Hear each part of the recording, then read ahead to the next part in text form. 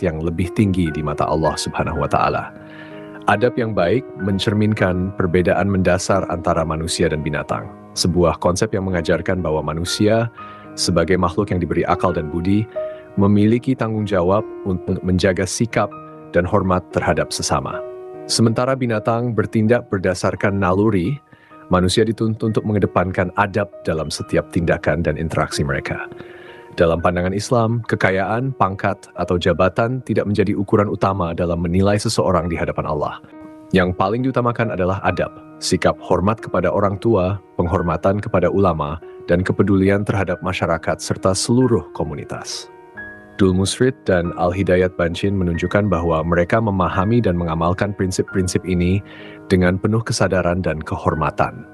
Dengan demikian, mereka tidak hanya melangkah sebagai calon pemimpin, tetapi juga sebagai teladan adab yang baik.